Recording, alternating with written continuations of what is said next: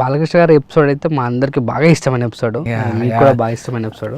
బాలయ్య ఆ పేరు చెప్తేనే బాలయ్య బాబు గారు అంటేనే సార్ నిజంగా రియల్లీ ఎంత ఆయన్ని ఎందుకు అంతగా ఇష్టపడతారు అని చెప్పేసి ప్రతి ఒక్కరు బయట చూసేవాళ్ళు అంటే కొంతమంది ఆ సార్ అంతగా ర్యాష్కుంటారు అని చెప్పేసి అనుకుంటారు. బట్ కానీ ఆయన ఎంత స్వీట్ పర్సన్ అంటే అంత స్వీట్ పర్సన్. ఆయన పక్కనే నిలబడుకుంటే అసలు పాజిటివ్ వైబ్ తప్ప నుంచి నెగిటివ్ వైబ్ రావడం లేదు నాకు. అసలు ఎలా ఉందంటే అసలు ఎక్కడ కానీ సరే ఆయన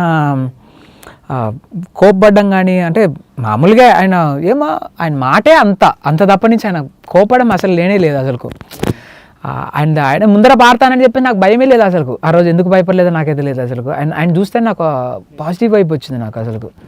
ఆ రోజు బొమ్మకండ పాడతా అంటే బొమ్మకండ దగ్గరకు ఒక 300 మంది పాడారు.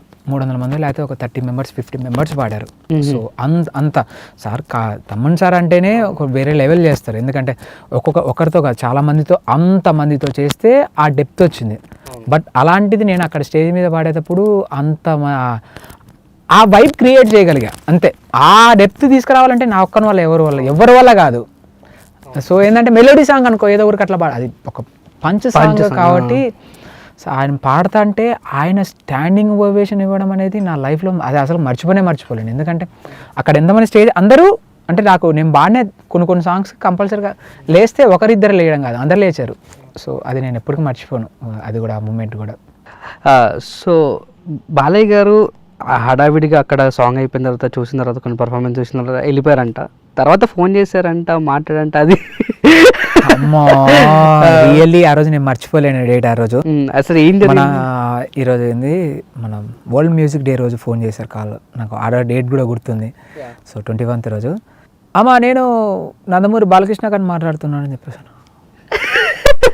షాక్.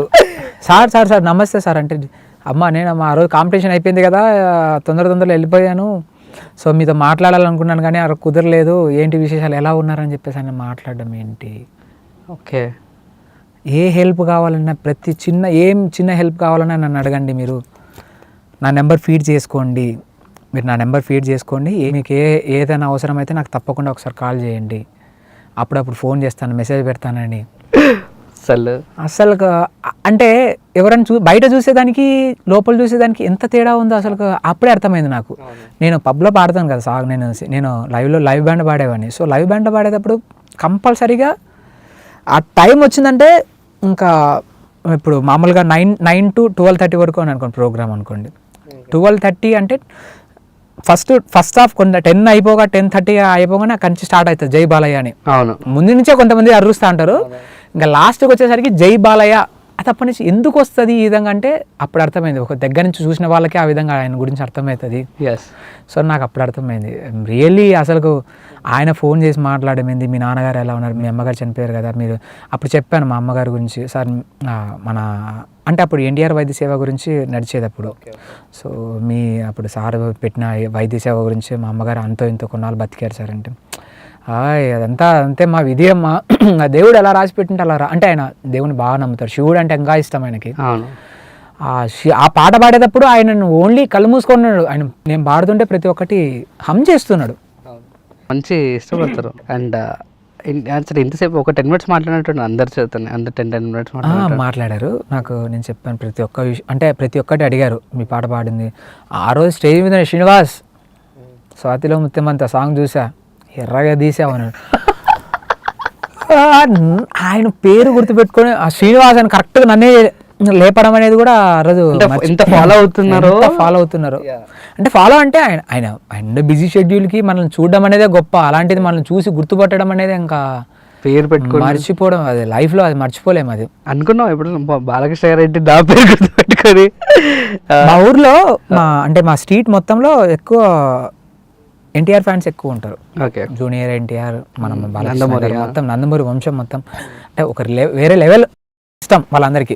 వాళ్ళందరూ అనుకుంటా అంటారు ఇప్పుడు ఎవరైనా అంటే అప్పుడు అనిపిస్తుంది కదా అప్పుడు ఆయన గురించి తలుచుకునే వాళ్ళము. ఆయన మన పక్కన స్టేజ్ మీద నిలబడుకున్నారంటే నువ్వు శ్రీనివాసన్ గుర్తుపడి నిన్ను అన్నారంటే అంతకన్నా ఇంకేం కావాలి.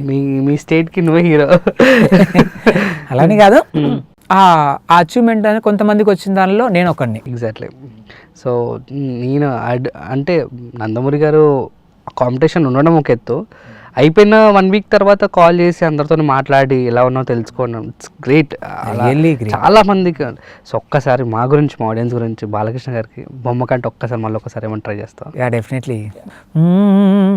ఖంగ్ ఖంగ్ ఖంగుమంది శంఖం కడగమంది పంకం చావుకైన జంకం ధం ధం ధర్మబేరి శబ్దం చెయ్యమంది యుద్ధం దేనికైన సిద్ధం హే భయంకరా లోకం నీ త్రయంబకం రామయస్కరా నీ సరికే పురాంతకం రా హరోంహరా జటాధరా జయించరా పరాత్పరా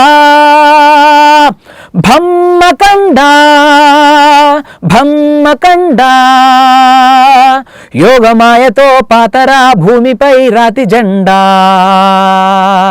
భమ్మకండా భం భమ్మకండా యోగ జ్వాలమై పాతరా దీనుల కళ్ళ నిండా. ఇట్లా భూజుబంస్ వస్తాయి నాకు. ఆ స్టేజ్లో మొత్తం కలిపేసరికి మొత్తం వైబ్ క్రియేట్ అయిపోయింది.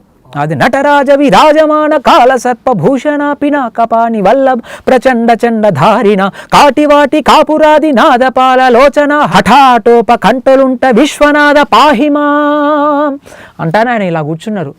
ఆయన ఫస్ట్ నేను ఎవరిని చూడను, అలాంటిది ఎందుకో అలా కళ్ళు తెరిచి ఆయన చూస్తాను టక్కన ఆయన ఆ దాంట్లోకి వెళ్ళిపోయారు. అంటే ఎందుకంటే ఆయన ఇప్పుడు పొద్దున్న 4 గంటలకు లేస్తారంట ఆయన మార్నింగ్.